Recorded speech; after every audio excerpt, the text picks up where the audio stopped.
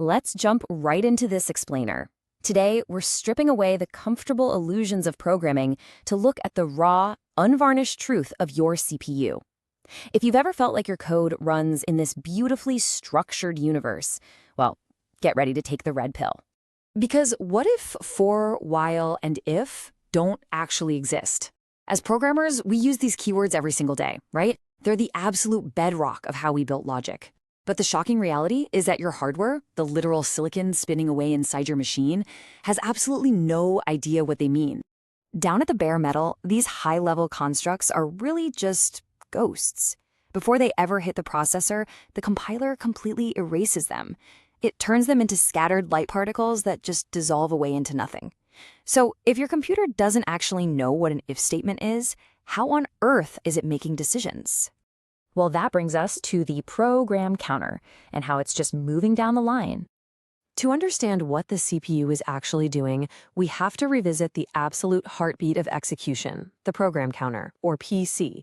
It is incredibly simple. It just relentlessly pushes a marker down a list of instructions, slot by sequential slot, from instruction 1 to 2 to 3. The CPU only understands moving forward in a straight line. It's just a relentless marching machine. But wait, if the CPU only marches forward in a straight line, we obviously need a way to make decisions, and that brings us to the checkpoint, introducing the CMP instruction. Meet the CMP, or compare, instruction. Secretly, it's just a subtraction operation.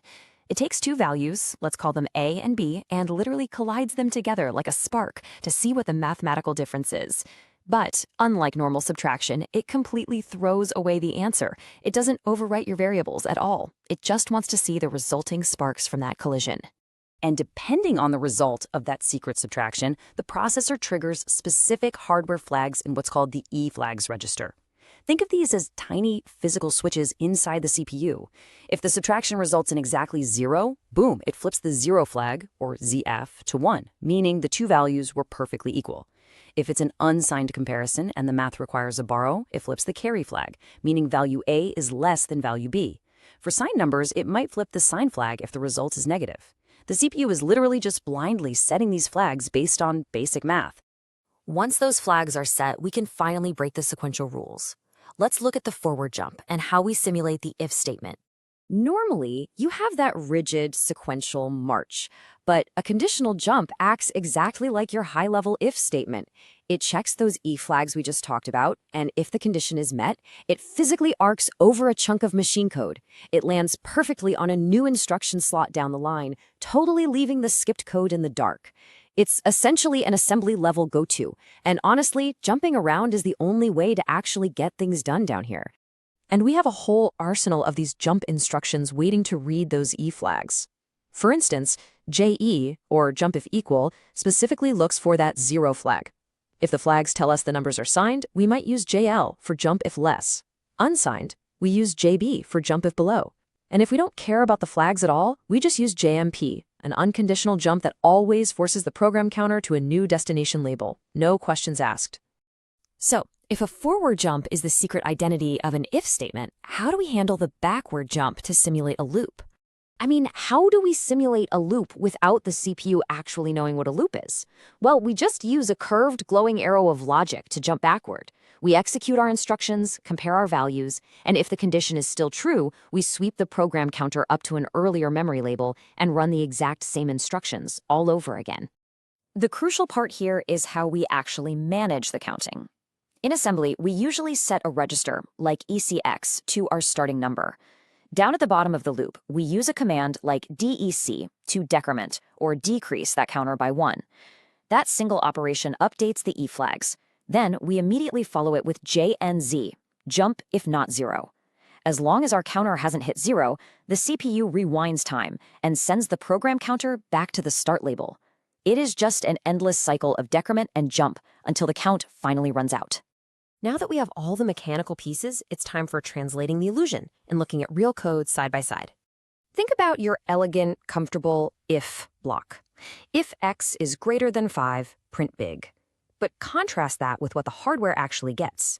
First, a CMP instruction subtracts 5 from x just to set the flags. Then a jump if less equal, JLE. Notice that inverted logic there. If x is less than or equal to 5, it jumps right over the print statement, the skip label. Your beautiful if statement is literally just a comparison followed by an evasion maneuver. And what about your trusty for loop? Yeah, it's nothing more than a carefully orchestrated dance of jumps.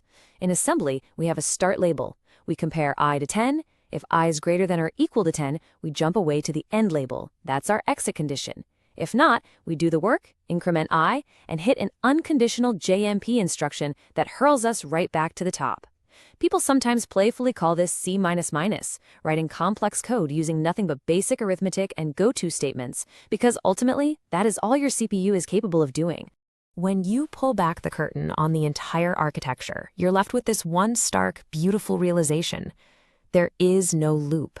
There is no if. Only compare and jump. So to quickly summarize what we've discovered today, high-level control structures are an absolute illusion provided by your compiler. At the bare metal, the CPU only understands moving sequentially. Every single decision your software makes boils down to a hidden subtraction via the CMP instruction. An if statement is just a forward skip over some machine code, and a loop is just a backward rewind of the program counter. Underneath every complex piece of software, there are no built-in complex structures, just endless, highly orchestrated mechanical subtractions and jumps. And that brings us to the code matrix unveiled. You are finally grasping the bare metal. You now know exactly what is mechanically spinning inside the silicon under every single loop you've ever written. You can visualize those E flags flipping and the program counter leaping across memory addresses. But this realization should spark a massive question in your mind. If your favorite coding constructs are just elegant lies compiled down to raw jumps and arithmetic, what other high-level abstractions are hiding the gritty reality of the hardware? I mean, how much of your daily programming is just a beautifully crafted illusion? Well, that is exactly the kind of question we love to answer. Be sure to join us for our next explainer, where we'll push the hardware even further and uncover how CPUs manage to break the rules of time and execute multiple instructions simultaneously. It's wild, and you absolutely won't want to miss it. See you next time!